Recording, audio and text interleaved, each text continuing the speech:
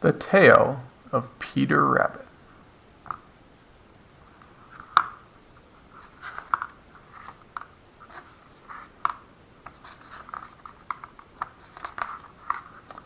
Once upon a time, there were 4 little rabbits, and their names were Flopsy, Mopsy, Cottontail, and Peter.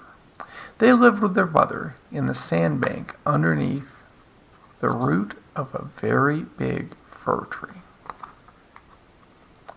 "Now, my dears," said old Mrs. Rabbit, "one morning you may go into the fields or down the lane, but do not go into Mr. McGregor's garden. Your father had an accident there. He was put into a pie by Mrs. McGregor. Now run along, and I don't get into mischief. I am going out." Then old Mrs. Rabbit took a basket and her umbrella and went through the woods to the baker's. She bought a loaf of brown bread and 5 currant buns. Flopsy, Mopsy, and Cottontail, who were good little buddies, went down the lane to gather blackberries. But Peter, who was very naughty, ran straight away to Mr. McGregor's garden and squeezed under the gate. First, he ate some lettuce and some French beans, and then he ate some radishes. And then, feeling rather sick, he went to look for some parsley. But round the end of a cucumber frame, whom should he meet but Mr. McGregor? Mr. McGregor was on his hands and knees planting out young cabbages. But he jumped up and ran after Peter, waving a rake and calling out, "Stop, thief!"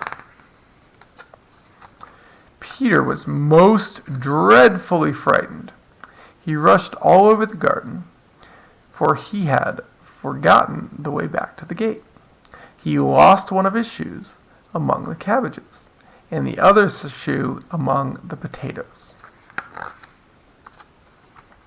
After losing them, he ran on 4 legs and went faster, so that I think he might have gotten away altogether if he had not unfortunately ran into the gooseberry net and got caught by the large buttons on his jacket. It was a blue jacket with brass buttons, quite new. Peter gave himself up for lost and shed big tears, but his sobs were overheard by some friendly sparrows who flew to him in great excitement and implored him to exert himself. Mr. McGregor came up with a sieve, which he intended to pop upon the top of Peter, but Peter wriggled out just in time, leaving his jacket behind. And rushing into the tool shed and jumped into a can. It would have been a beautiful thing to hide in if it had not had so much water in it. Mr. McGregor was quite sure that Peter was somewhere in the tool shed, perhaps hidden under a flower pot. He began to turn them over carefully, looking under each. Presently, Peter squeezed, "Achoo!" Mr. McGregor was after him in no time, and tried to put his foot upon Peter, who jumped out the window, upsetting 3 plants. The window was too small for Mr. McGregor, and he was tired of running after Peter. He went back to his work. Peter sat down to rest. He was out of breath and trembling with fright, and he had not at least idea which way to go. Also, he was very damp, with sitting in the can. After a time, he began to wander about, going lippity-lippity, not very fast, and looking all around.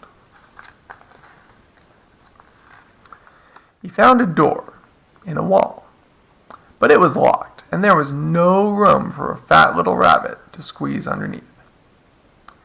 An old mouse was running in and out of the same doorstep, carrying peas and beans to her family in the woods. Peter asked her the way to the gate, but she had such a large pea in her mouth that she could not answer. She only shook her head at him. Peter began to cry. Then he tried to find his way straight across the garden, but he became more and more puzzled. Presently he came to a pond where Mr. McGregor filled his watering cans. A white cat was staring at some goldfish and sat very, very still. But now and then the tip of her tail twitched as if it were alive. Peter thought it best to go away without speaking to her. He had heard about cats from his cousin, little Benjamin Bunny.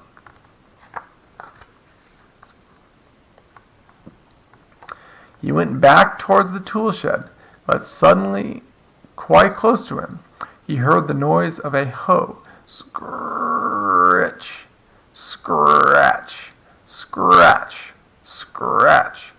Peter shuddered underneath the bushes. But presently, as nothing happened, he came out and climbed upon the wheelbarrow and peered over. The first thing he saw was Mr. McGregor hoeing onions. His back was turned towards Peter, and beyond him was the gate. Peter got down very quietly off the wheelbarrow and started running as fast as he could go along a straight walk behind some black currant bushes.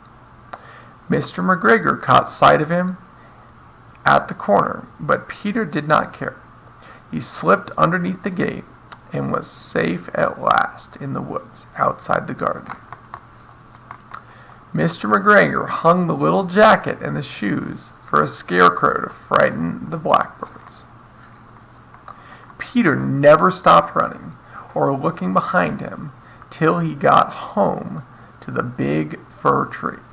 He was so tired that he flopped down upon the nice soft sand on the floor of the rabbit hole and shut his eyes. His mother was busy cooking. She wondered what he had done with his clothes. It was the second little jacket and pair of shoes that Peter had lost in a fortnight. I am sorry to say that Peter was not very well during the evening. His mother put him to bed and made some chamomile tea, and she gave a dose of it to Peter, 1 tablespoon to be taken at bedtime. But Flopsy, Mopsy, and Cottontail had bread and milk and blackberries for supper. The end.